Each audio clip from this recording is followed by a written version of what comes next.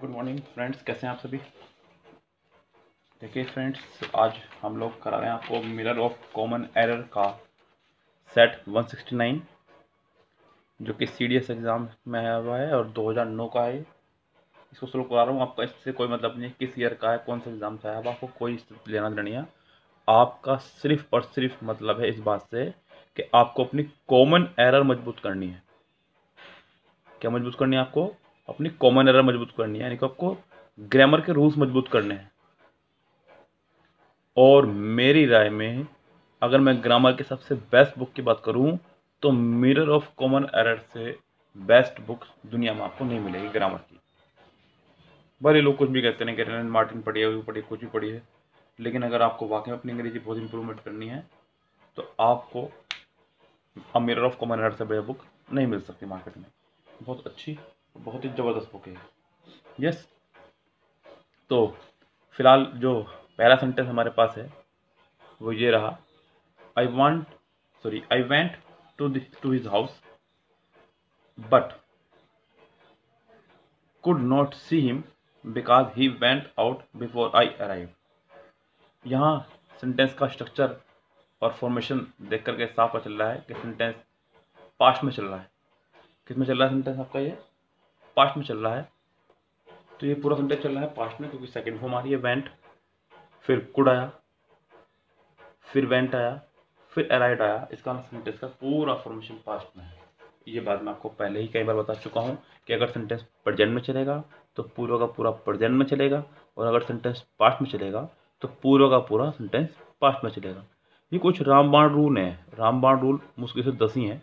अगर इन 10 रूल्स को कर लिया जाए तो मैं ये मानता हूँ कि कम से कम 10 एरर में से आप 6 एरर बहुत ईजिली सोल्व कर लेंगे इन 10 रामबाण रूल से, और बाकी 4 एरर आप अपनी ग्रामर मजबूत करके पकड़ सकते हैं। पहले सेंटेंस में देखें तो I went to his house but could not see him. अब यहाँ पहले स्ट्रक्चर देते हैं। मैंने आपको बताया था कि जब भी सेंटेंस जुड़ा हो एंड बट और से, किससे जुड़ा हो? एंड बट और से, तो सेंटेंस का फॉर्मेशन दोनों तरफ सेम रहना चाहिए, और दोनों तरफ सेम ही है। पीछे भी सेकंड फॉर्म है और आगे भी सेकंड फॉर्म ही है, तो दोनों सेंटेंस का फॉर्मेशन सेम है, यानी कि यहाँ तो प्रॉब्लम है नहीं। Because he went out before I arrive, यहाँ बिफोर भले एक प्रपोजिशन हो लेकिन यहाँ एज ए कंजक्शन है, एज अ कंजक्शन है। आप कैसे पता लगाएंगे कि दिया गया वर्ड प्रपोजिशन है या कंजक्शन? याद रखें, अगर सेंटेंस के दोनों तरफ वर्ब हो, वर्ड के दोनों तरफ वर्ब हो, दोनों तरफ वर्ब हो, यानी कि दोनों तरफ सेंटेंस हो, दोनों तरफ सेंटेंस हो, साथ में सब्जेक्ट भी हो, तो दिया गया वर्ड बिफोर प्रपोजिशन कंजक्शन है। और अगर सिर्फ एक तरफ वर्ब हो, अगर एक तरफ वो वर्ब हो और दूसरी तरफ वर्ब ना हो, तो दिया गया वर्ड आपका प्रपोजिशन कहलाएगा। क्या कहलाएगा? प्रपोजिशन। जरा देख लीजिए एग्जाम्पल, फिर मैं सेंटेंस में चलता हूँ। जैसे कि उसने कहा she arrived here before long. She arrived here before long. She had arrived here before I reached there. अब अगर आप इन दोनों सेंटेंस में देखें तो यहाँ भी बिफोर है और यहाँ भी बिफोर है, लेकिन पहले वाले बिफोर के बाद वाले वर्ड में वर्ब नहीं है। लॉन्ग कोई वर्ब नहीं है, सिर्फ एक ही पार्ट में वर्ब आई है। इसका मतलब यहाँ पे ये एज ए प्रपोजिशन है। क्या है ये आपका? As a preposition. और यहाँ बिफोर के दोनों पार्ट में, यानी कि इधर भी sentence plus subject plus verb, इधर भी सब्जेक्ट प्लस वर्ब है। इसका मतलब यहाँ पे ये एज ए कंजक्शन है। एज ए कंजक्शन होगा तो फॉर्मेशन होगा एक तरफ परफेक्ट, दूसरी तरफ सेकंड फॉर्म, और एज ए प्रपोजिशन होगा तो सेंटेंस बनेगा आपका सिंपल पास्ट। यस, तो यहाँ पे एक तरफ सेकंड फॉर्म है, दूसरी तरफ हैड प्लस थर्ड फॉर्म होना चाहिए था, यहाँ पर हैड गोन होना चाहिए था, जो कि यहाँ पर नहीं है। यस, सेंटेंस नंबर सेकंड देखिए, कंडीशनल सेंटेंस है। कह रहा है कि when I shall see him I will tell him that what he has done is wrong. Shall देखिए मैं आपको बता दूं, ये भले मॉडल वर्ब है, लेकिन मैं आपको साथ साथ ये बताता चलूँ, मेरा फर्ज बनता है, क्योंकि आप कहेंगे कि आप सेंटेंस कह रहे हैं बार बार, अगर प्रेजेंट है तो प्रेजेंट चलेगा, पास्ट है तो पास्ट चलेगा, तो सर फ्यूचर कहाँ गया? तो मैं आपको बता दूं कि विल,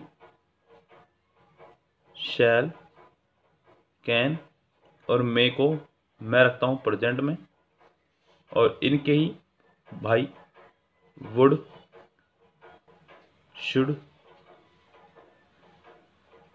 कुड और माइट को मैं रखता हूँ पास्ट में, इनको मैं पास्ट में रखता हूँ। यस, ये मेरा फॉर्मेशन है। तो यहाँ पे अगर देखें तो सेल्फ प्रेजेंट में चला गया, विल प्रेजेंट में चला गया, हैज प्रेजेंट में चला गया, इज प्रेजेंट में चला गया, इसका वाला सेंटेंस पूरा प्रेजेंट में है।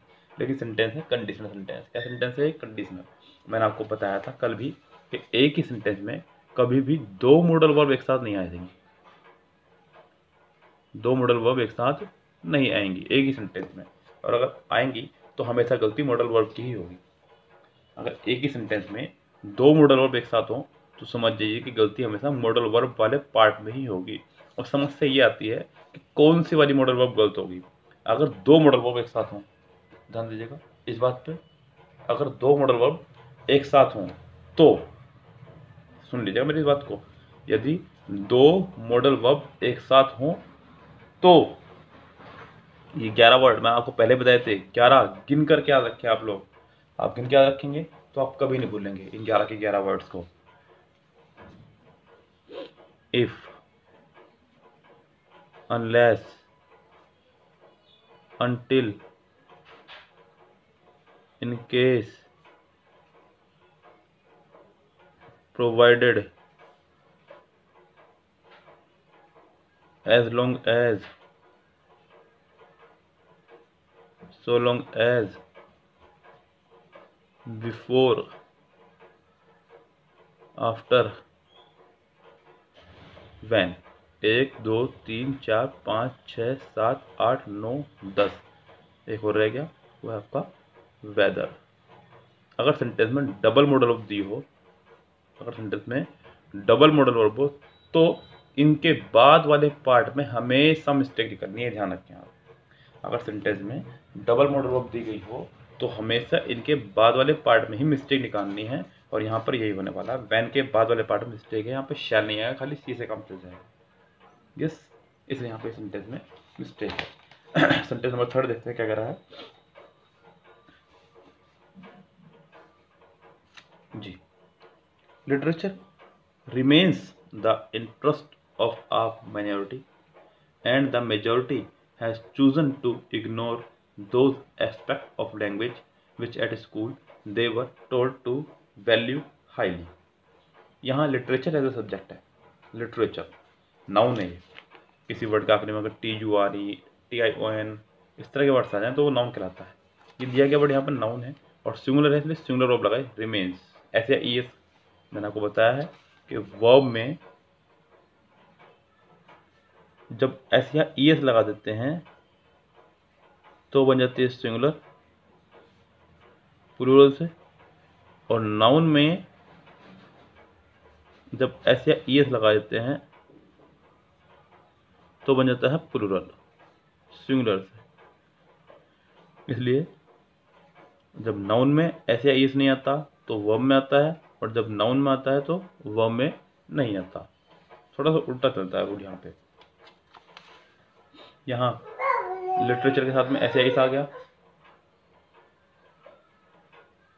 the interest of a minority, and the majority has chosen to ignore those aspects of language which at school they were told to value। यहाँ ये दे जो है मेजोरिटी के लिए आया है, और मेजोरिटी को एज ए प्लूरल माना जाता है, ध्यान दीजिएगा। मेजोरिटी के साथ हमेशा प्लूरल लगाएं आप, ध्यान रखें इस बात को। तो यहाँ पे हैज़ की जगह आपका हैव आना चाहिए था, हैज़ की जगह यहाँ पर हैव आना चाहिए था आपका। सेंटेंस नंबर 4 देखते हैं क्या कह रहा है। I look forward to meet you in future. यहाँ ये कुछ वर्ड्स होते हैं हमारे जिनके बाद हमेशा जिरंट का ही इस्तेमाल किया जाता है। उन्हीं में से एक आपका लुक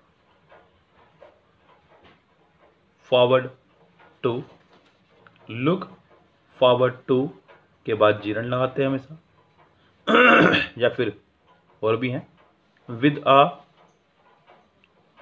व्यू टू के बाद भी हमेशा जीरन का इस्तेमाल किया जाता है, या फिर बी यूज टू के बाद भी हमेशा जीरन का ही प्रयोग किया जाता है। यस, तो यहाँ पे I look forward to meeting you in future. If I was the king I would change the face of my country. यदि कोई ऐसी इच्छा जो ना तो पूरी हुई और ना ही पूरी होगी के लिए सेंटेंस का इस्तेमाल करना हो तो आप if plus subject plus verb plus noun का इस्तेमाल करते हैं। ध्यान दीजिएगा, if plus subject plus verb plus noun, हमेशा वर्ड लगाएंगे, सब्जेक्ट चाहे कोई भी हो आप सबके लिए वर्ड लगाएंगे। अगर आगे यहाँ नाउन है तो, अगर यहाँ नाउन ना होकर के वर्ब है तो फिर आप अकॉर्डिंग टू सब्जेक्ट लगाएंगे। अगर नाउन ना होकर के यहाँ पे वर्ब है तो आप अकॉर्डिंग टू सब्जेक्ट लगाएंगे। वॉज भी आ सकता है और वर्ब भी आ सकता है। यस, फिर अकॉर्डिंग टू कंडीशन रहेगा, लेकिन यहाँ पे आपका नाउन है तो if I were the king, if I were the king. इसी तरह से आपका if, as though, if only, I wish, we wish के साथ भी आप हमेशा वर का ही इस्तेमाल करेंगे। अगर उसके साथ वाला नाउन हो तो, वर्ब हो तो अकॉर्डिंग टू सब्जेक्ट आप लगाने वाले हैं। सेंटेंस नंबर 6 देखें। He admits that he is not following instruction. उसने स्वीकार किया, ही के साथ सिंगुलर वर्ब आ रही है, ठीक है, सेंटेंस जुड़ा दैट से, दैट यहाँ पे एज ए कंजक्शन है, क्योंकि पीछे भी एक सेंटेंस सब्जेक्ट प्लस वर्ब थी, आगे भी सब्जेक्ट प्लस वर्ब है, इसका मतलब ये एज ए कंजक्शन काम कर रहा है। ही के साथ सिंगुलर वर्ब लगाई और बी की फैमिली है इज एम आर, इसके साथ या तो हमेशा एनजी आती है या थर्ड फॉर्म उसने एनजी लगाई, बिल्कुल सेंटेंस ठीक है, नो एरर है, कोई दिक्कत यहाँ नहीं है। सेंटेंस नंबर 7 देखते हैं। Life on board ship was not as I had expected it to be. कह रहा है कि लाइफ जो है बोर्ड शिप पे वो ऐसी नहीं जैसा कि मैंने सोची थी। जब बात किसी बात की हो जैसे कि ऐसा वैसा जैसा कुछ भी के लिए तो आप सच एज का इस्तेमाल करते हैं, ना केवल एज का। क्योंकि एज की अगर मैं बात करूं ओनली तो एज आपकी कंजक्शन ऑफ रीजन भी है, कंजक्शन ऑफ रीजन भी है ओनली, कारण बताने वाले सेंटेंस से परे लगती है, कारण बताने वाले सेंटेंस से परे लगती है। ये इसकी वीडियो है मेरे यूट्यूब पर, बहुत ज़्यादा पीछे नहीं है, थोड़ी सी पीछे मिलेगी, क्या होते हैं अंग्रेजी में conjunction of reason and conjunction of result, इस नाम से। तो such as I had expected it to be. He did not pass the examination in spite of his best efforts. अपने पूरे एफर्ट्स लगाने के बाद भी वो एग्जाम को पास नहीं कर पाया। ही did not pass the examination, sentence यहीं पे खत्म हो गया था। उसके बाद में ये प्रपोजिशन पार्ट है, यहाँ कोई मिस्टेक नहीं है, सेंटेंस पूरा ठीक है। सेंटेंस नंबर 9 देखें क्या कह रहा है।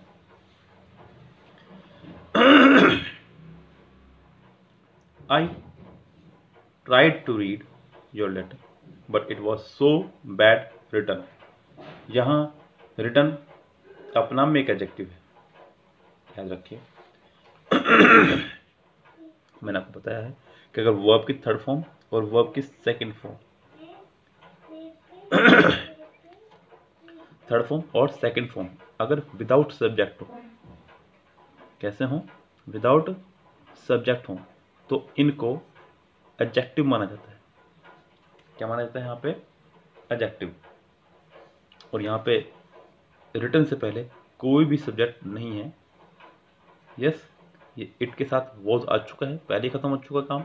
यहाँ रिटन एक एडजेक्टिव है, क्या है यहाँ पे, एडजेक्टिव। और एडजेक्टिव से पहले जरूरत होगी एडवर्ब की, ना कि एडजेक्टिव की। तो बैड एक एडजेक्टिव, बैड को बनाना होगा आपको बैडली। क्या बनाना होगा, बैडली, याद रखें। अगर वर्ब में एलवाई लगाते हैं तो बन जाता है एडवर्ब। क्या बन जाता है, एडवर्ब। एडजेक्टिव में भी अगर एल वाई लगाते हैं तो भी बनता है वो एडवर्ब, लेकिन अगर नाउन में एल वाई लगाते हैं तो बन जाता है एडजेक्टिव। क्या बन जाता है वो आपका, वो एडजेक्टिव। ये छोटी छोटी बातें याद रखें, मोस्टली बच्चे सिर्फ ये याद रखते हैं कि एल वाई आ गया तो ये तो एडजेक्टिव ही है। ऐसा रटाफिकेशन ना करें, सिस्टम से चलें तो ज़्यादा अच्छा रहेगा आपके लिए। I tried to read your letter but it was so badly written that I had to leave the attempt। Sentence का फॉर्मेशन ये होना चाहिए था। नेक्स्ट देखिए sentence number 9 sorry 10। I prefer my job to yours। Prefer के साथ हमेशा हम लोग टू का इस्तेमाल करते हैं। कुछ वर्ड्स हैं आपके ये, उनमें से एक आपका प्रीफर और एल्डर के साथ हमेशा टू का इस्तेमाल करते हैं। और उसके बाद में जिनके आखिरी में आता है आपका आई ओ आर, क्या आता है जिनके आखिरी में आई ओ आर, उनके साथ भी आप टू का ही इस्तेमाल करते हैं। जैसे कि सुपीरियर, क्या है आपका सुपीरियर, जूनियर, सीनियर, इंफीरियर, बहुत सारे वर्ड इस तरह के हैं, इनके साथ भी आप हमेशा इस्तेमाल करेंगे टू का ही। Sentence number 11। If there a guarantee then we are prepared to place a bulk order for your product. यहाँ ध्यान रखें आप, यही नहीं, दुनिया का कोई भी सेंटेंस, दुनिया का कोई भी सेंटेंस बिना वर्ब के नहीं बन सकता, बिना वर्ब के नहीं बन सकता। ना केवल ये, बल्कि दुनिया का कोई भी सेंटेंस बिना वर्ब के नहीं बन सकता है। यहाँ सेंटेंस में इफ देयर अ गारंटी, फिर देन के बाद एक सब्जेक्ट आया, इसका मतलब देन यहाँ पे एज ए कंजक्शन है, एज अ कंजक्शन है। यहाँ इस वाले पार्ट में कहीं भी वर्ब नहीं आई है, ध्यान रखें, हमेशा ध्यान रखना, दुनिया का कोई भी सेंटेंस बिना वर्ब के नहीं बन सकता। दुनिया का सबसे छोटा सेंटेंस है गो, जो अपना में कंप्लीट मीनिंग देता है, जिसका मतलब होता है जाइए या जाओ, और ये खुद भी अपना में एक वर्ब है, ये खुद भी अपना में एक वर्ब है। तो दुनिया का कोई भी सेंटेंस बिना वर्ब के बन ही नहीं सकता। यहाँ पे इफ देयर प्रेजेंट में चल रहा है तो इज आना चाहिए था, जो कि यहाँ नहीं है। सेंटेंस नंबर 12 देखते हैं।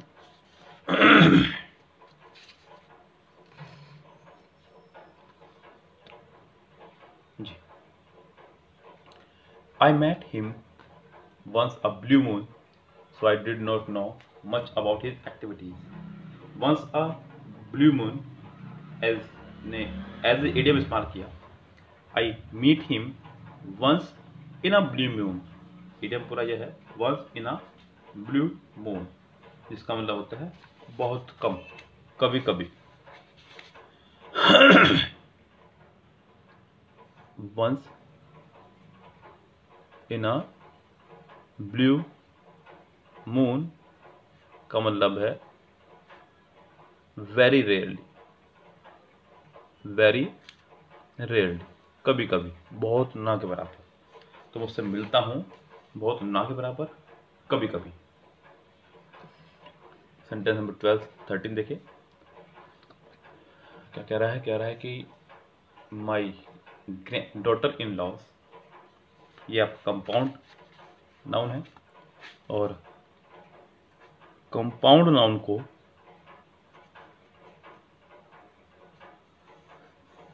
कंपाउंड नाउन यानी कि brother in law, brother in law, sister in law,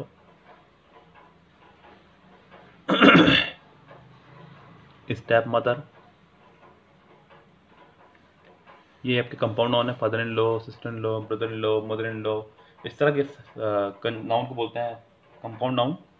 अगर इनको प्लूरल बनाना हो तो आप इसके मास्टर पार्ट को प्लूरल बनाएंगे। किसको बनाएंगे?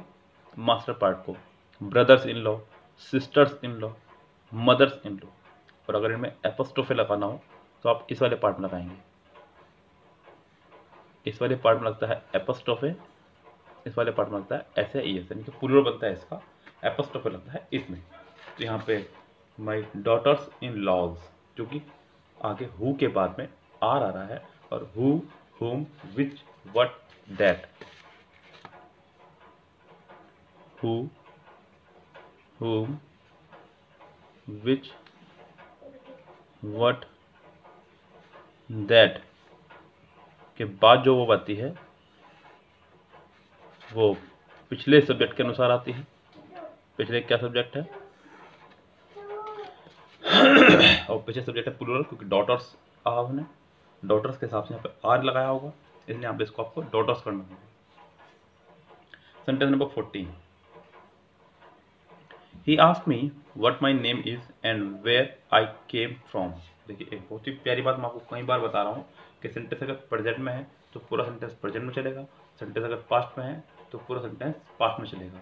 यहाँ पे आया है आस्क, सेकंड फॉर्म है, इसका मतलब पास्ट में है। क्या है ये? सेकंड फॉर्म पास्ट में है। फिर केम आया, केम मतलब सेकंड फॉर्म पास्ट में है। अब बचता क्या है? इज आपका प्रेजेंट में है, तो यहाँ पर आपको इसे वॉज करना होगा। क्या करना होगा आपको? इसे वॉज करना होगा। Sentence number 15, there has always been some form of education but there has not always been school. यहाँ बात देयर की करते हैं। देयर जो है आपका, इसको अंग्रेजी में कहा गया है इंट्रोडक्टरी सब्जेक्ट।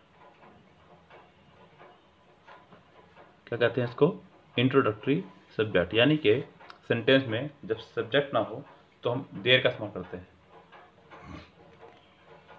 सेंटेंस में यदि सब्जेक्ट ना हो तब देयर का इस्तेमाल करते हैं। जैसे कि आपने कहा देयर आर 3 बॉयज, और फिर आपने कहा there is a girl, there is a girl. यहाँ एक बात का और ध्यान रखते हुए चले कि देयर अपने आप में वर्ब लेने में सक्षम नहीं है। देयर अपने आप में वर्ब लेने में सक्षम नहीं है। देयर के बाद जो वर्ब आती है वो बाद वाले के हिसाब से आती है। बाद वाला अगर प्लूरल है तो प्लूरल, बाद वाला अगर सिंगुलर है तो सिंगुलर। यस, देयर के बाद भले ही वर्ब आ रही हो लेकिन वो बाद वाले सब्जेक्ट के अनुसार आती है। अगर वो सिंगुलर है तो सिंगुलर वर्ब, प्लूरल है तो प्लूरल वर्ब। दूसरी बात ये भी याद रखें कि देयर जो है एक रिवर्सेबल सब्जेक्ट है। क्या है ये आपका? रिवर्सेबल। जैसे कि आपने कहा there is a girl, there is a girl, तो आप इसे रिवर्स कर सकते हैं, a girl is there, a girl is there. यहाँ पे यही मिस्टेक देखने को मिल रही है। कह रहा है कि there has always been some form of education. Some के बाद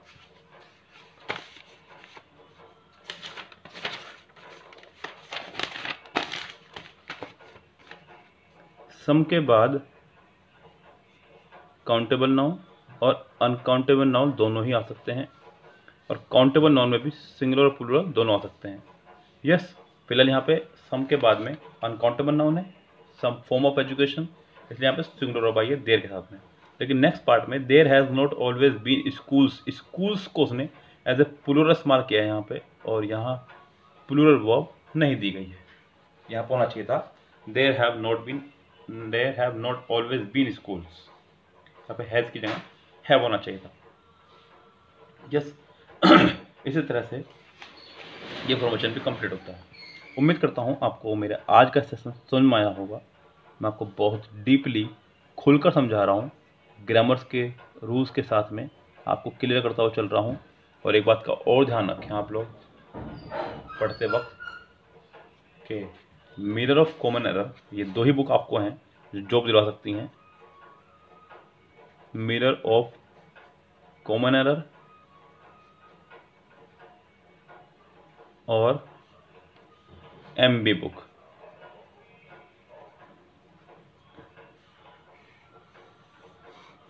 ये 2 बुक ऐसी हैं जो आपको जॉब दिलवा सकती हैं, आपकी इंग्लिश मजबूत करा सकती हैं।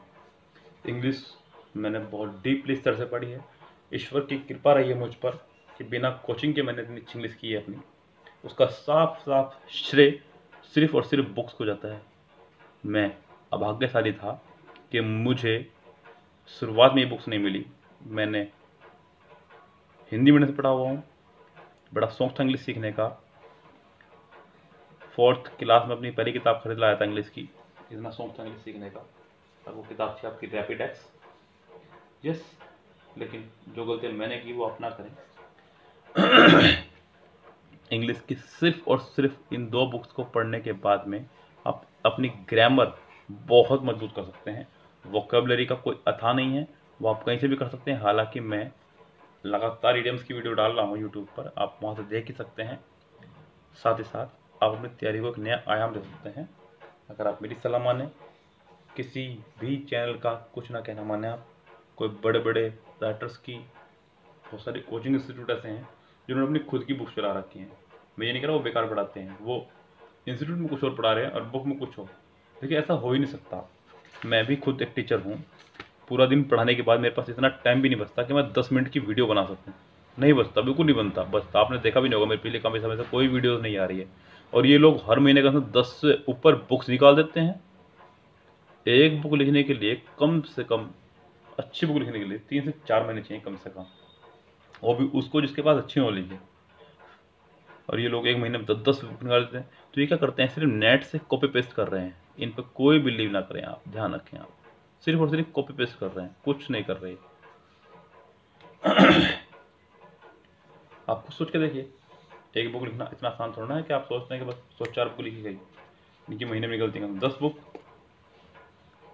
तो इसलिए आप ध्यान रखें, सिर्फ और सिर्फ आपको 2 बुक पढ़नी है, मेरर ऑफ कॉमन एरर और एमबी बुक, अगर आपको अपनी इंग्लिश वाकई में बेस्ट करनी है। फिलहाल आज की वीडियो देखें और इसको लाइक कीजिए। मैं उम्मीद करता हूँ कि आप इसको बहुत पसंद करेंगे वीडियो को। Have a nice day, see you tomorrow, शब खैर, गुड नाइट।